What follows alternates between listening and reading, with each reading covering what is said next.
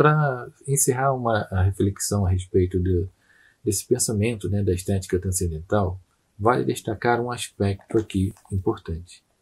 O fato de Kant dizer constantemente que a gente conhece as coisas de acordo com a nossa perspectiva, de acordo com a nossa percepção do mundo, não significa, tá, que Kant cai numa espécie de idealismo, né, absoluto, um idealismo ingênuo, né, por assim dizer, que diz simplesmente que tudo que existe simplesmente são mentes, são ideias.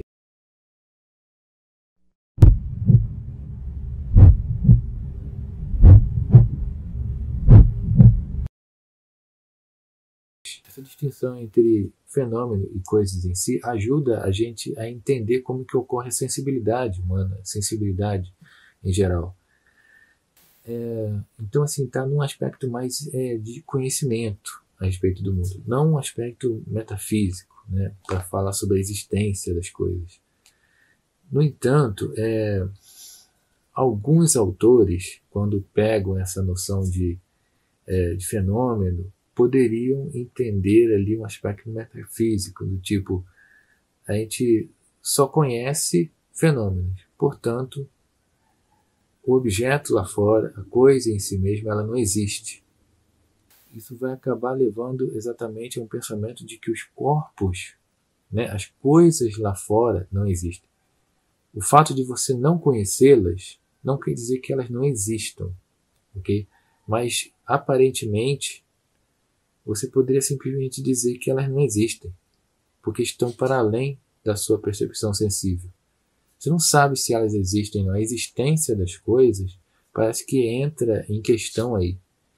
Veja aí que eu marquei em vermelho no texto, que é exatamente para destacar esse aspecto, né, que a distinção entre fenômeno e coisa em si, né, ele não chega a esse ponto que ele está falando ali. Né, ele diz, não digo que os corpos simplesmente parecem existir fora de mim, como se o objeto lá fora simplesmente tivesse a aparência, tá, de existir ou de ter alguma coisa, de que eles estão lá. Você poderia supor, por exemplo, a ideia de uma alucinação. Né? Eles parecem que estão lá, mas não estão. Repare, o Kant não está querendo propor a ideia de fenômeno nesse nível assim, de alucinação, de aparência, de engano desse tipo. Tá? Fenômeno, obviamente, é a coisa enquanto se mostra para nós, enquanto se apresenta para nós. E, com isso, ele não está, então, querendo dizer como se as coisas, sei lá, parecessem existir para mim. Né? Elas parecem existir. Não, elas existem, tá? E, na medida em que elas existem, elas se mostram para nós. Para resumir de uma maneira mais ou menos clara aqui, qual é o grande problema? É que ali mais ou menos contemporâneo, próximo de Kant, né, na verdade não contemporâneo exatamente, mas ali próximo de Kant, você tinha um filósofo chamado Berkeley, né, que vai ser citado logo aqui embaixo, na página 112. Veja aqui, né? Não se poderia mais censurar o bom do Berkeley por ter reduzido os corpos a simples aparência. Essa que é a questão aqui principal, tá? O Berkeley, naquele tempo, defendeu simplesmente que corpos não existem, que corpos são simples aparências. Olha que pensamento doido. O Kant ele não está querendo chegar a esse ponto. Tá? É claro que eu não conheço a coisa em si mesma. Agora, será que com isso eu poderia chegar a um ponto de negar a existência das coisas? Será que o fato de eu não conhecê-las significa que elas não existem? Tudo que eu percebo é na medida em que eu percebo, e por isso na medida, e por ser mesmo na medida em que eu percebo. A gente não tem ali, a gente tem uma quebra com a realidade, né? Esse é um aspecto assim importante aqui, tá? Importantíssimo. Como é que o Kant vai se virar para dar uma resposta para isso? O pensamento de Berkeley é um pensamento muito radical. O pensamento dele é de que ser é ser percebido. Só para vocês terem uma ideia de como é o pensamento, imagine o seguinte: qualquer objeto aí na sua frente, digamos uma mesa, ou uma cadeira, um copo, esses objetos aí na sua frente, eles seriam apenas fenômenos na sua mente, dentro da sua mente, internamente, da maneira como você conseguiu captar, e eles não existiriam lá fora. O ser seria simplesmente esse percebido aqui, pronto, acabou. A própria existência poderia ser colocada em dúvida, tá? Do copo lá fora, da sua mesa lá fora. É nesse sentido que você começa a pensar, que você começa a rejeitar a existência dos corpos lá fora. Que o Berkeley está exatamente botando aqui, né, que os corpos são reduzidos a simples aparência. Tá? O bom Berkeley, né, o bom do Berkeley, a gente não poderia mais censurar o bom do Berkeley por pensar assim. Né? Porque a gente tem, nesse sentido que o Kant ele vai defender um pensamento diferente de Berkeley. Ele vai precisar rebolar ali para se afastar o máximo possível do pensamento de Berkeley, né, que é um idealismo absoluto, um idealismo ingênuo, não sei como é que a gente poderia chamar, espiritualismo, como algumas pessoas chamam. O pensamento de Berkeley é que não existem corpos lá fora, só existem mentes. A minha mente, a sua mente, a mente de outras pessoas, a mente de Deus está acima de todas as coisas. O mundo ao nosso redor, quando a gente olha para os objetos assim ao nosso redor, seriam como que signos, a linguagem de Deus para falar para mim, sabe? A ideia de realmente de palavras, tipo, assim como a gente não tem palavras para escrever e falar, a gente não tinha lá, por exemplo, antigamente os símbolos pictográficos lá, ideogramas, não sei como é que pode falar isso. Esses símbolos, né, eles são assim, tipo imagens, né? Então, da mesma forma, tudo isso que está ao nosso redor, essa cadeira, essa mesa, essas coisas que acontecem ao nosso redor aqui, elas não existem mesmo, não, são só símbolos pictográficos da mente divina, que a mente divina produziu para te transmitir alguma mensagem. Você está conseguindo entender a questão aqui? Os objetos não existem, eles são só símbolos meio que pictográficos ali fora, só para transmitir alguma ideia. O Berkeley ele é um bispo, né, protestante, evangélico, né, e acabou tendo um pensamento assim, bem estranho, né, de que corpos não existem. Então, o Kant vai precisar se afastar desse pensamento, tá bom? E na medida que ele vai tentando se afastar desse pensamento, ele vai exatamente assumir, aí que tá? Como é que ele vai fazer? Ele vai assumir a existência desses objetos fora da mente, ok? Mas vai assumir enquanto pensados, tá? Eles podem ser pensados, pelo menos pensados a priori, como existentes. E na medida que são pensados a priori, eles poderiam ser entendidos, tá? Como sendo a base por trás da experimentação, tá bom? Por trás dos fenômenos. Agora, as características dessa coisa em si, a gente nunca vai saber, tá? É isso que o Kant está querendo dizer aqui, mais ou menos. A gente nunca vai ter um conhecimento das características propriamente, mas a gente vai ter um pensamento abstrato, a priori, da existência dessas coisas lá fora. Para resumir aqui de uma maneira um pouco grosseira, talvez, na verdade há muitos detalhes, né? Porque o próprio Kant, aqui mesmo, ele já está fazendo umas relações com o próprio penso, logo existo, cogito, né? A própria existência. Então, ele, com esse pensamento aí do cogito, a gente poderia dizer que ele também faz algumas reflexões lá que vão levar à própria existência dos objetos externos. Tá bom? Assim como, na medida em que eu penso, eu existo, tá? Na medida eu tenho uma representação de que e por eu ter essa representação, eu sei que eu existo. Da mesma maneira, assim como eu tenho a representação da coisa, eu sei que a coisa existe. Mais ou menos assim mesmo.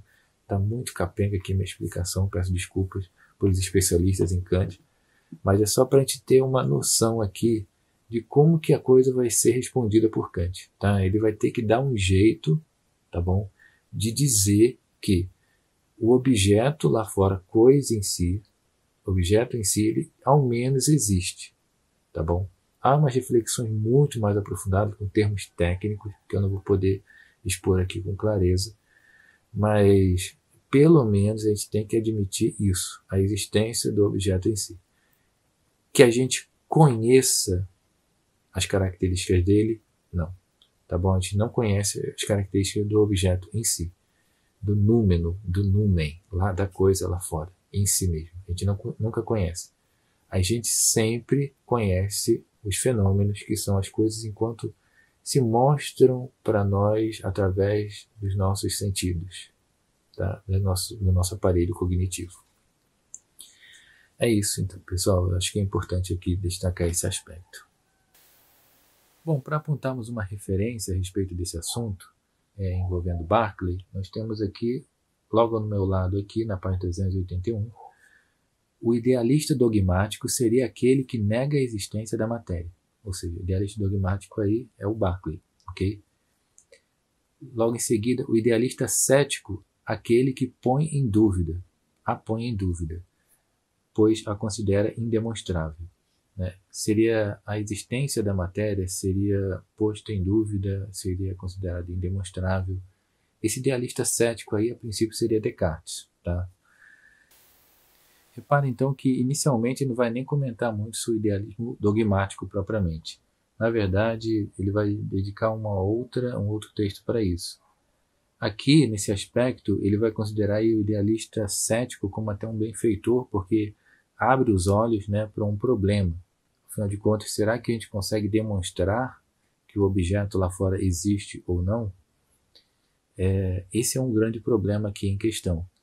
E veja, o idealismo cético, né, obriga-nos a recorrer ao único refúgio que nos resta, a saber, a idealidade de todos os fenômenos, idealidade que tínhamos demonstrado na estética transcendental. Né, ele já supõe aqui que tenha feito uma demonstração, né, de que pelo menos eles podem ser pensados, né, as coisas por elas mesmas, né, elas podem ser pensadas pelo menos. E aqui embaixo você vê exatamente aquele aspecto, né, do penso, logo existo. Né? Você tem a matéria é realmente dada no sentido externo como substância no fenômeno, tal como o eu pensante igualmente é dado como substância no fenômeno, perante o sentido interno. Então, gente, assim, a gente vai encontrar aqui na página 376 um texto que ajuda a esclarecer esse aspecto da existência. Veja, a gente tem aqui, na nossa teoria desaparece a dificuldade em admitir a existência da matéria, pelo mero testemunho da nossa simples consciência de nós próprios, e em considerar, assim, tão bem demonstrada como a minha própria existência como ser pensante. Com efeito, tenho consciência das minhas representações, logo elas existem e eu próprio também, que tenho essas representações. Aqui você vai ter exatamente aquele pensamento, então, de que, bom, se eu tenho a representação, né, de mim mesmo, então eu sei que eu existo. Se eu tenho representações das coisas, eu sei que as coisas existem. É claro que é meio um argumento assim que pode ser problemático em muitos aspectos, e também, vamos ser bem claros, tá, gente? Eu estou simplificando muita coisa aqui. Há muitas análises por trás dessas noções sobre, por exemplo, sobre o permanente, o incondicionado, condicionado. Há muitas questões aqui, né, sobre a percepção, várias noções kantianas que eu não estou levando em consideração aqui, tá bom? Até mesmo porque senão a gente vai se estender indefinidamente. São muitos conceitos que Kant trabalhou. Mas, assim, só para a gente ter uma noção geral aqui de como que Kant respondeu a Berkeley, a gente tem aqui mais ou menos essa ideia, né, de que assim como eu sei que a minha representação de mim mesmo, da minha representação, do meu pensamento, eu sei que eu existo, eu também, na medida que eu tenho uma representação das coisas, eu sei que elas existem. Ok?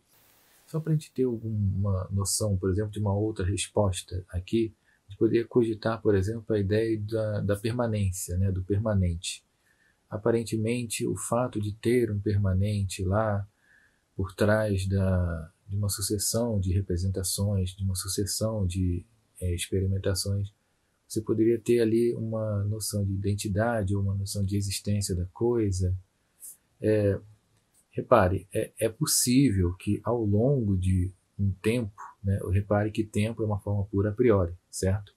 Então, ao longo de uma sucessão de eventos, você identifique algo que permanece. E nesse identificar esse algo que permanece, você teria ali a compreensão da existência da coisa em si. Okay? Nesse sentido, você então entenderia que a coisa em si existe, apesar da gente não conhecer as propriedades delas tais como elas são. Essa é uma outra forma, então, da gente entender como que a coisa em si, ao menos ela existe. Okay? Para a gente não negar a existência das coisas. Né? Não é que a gente as coisas deixaram de existir, tudo é só percebido. Não. Há a existência da coisa, mas a coisa eu não a conheço tal como ela é. Tá? Eu simplesmente conheço de acordo com as minhas sensações. Okay?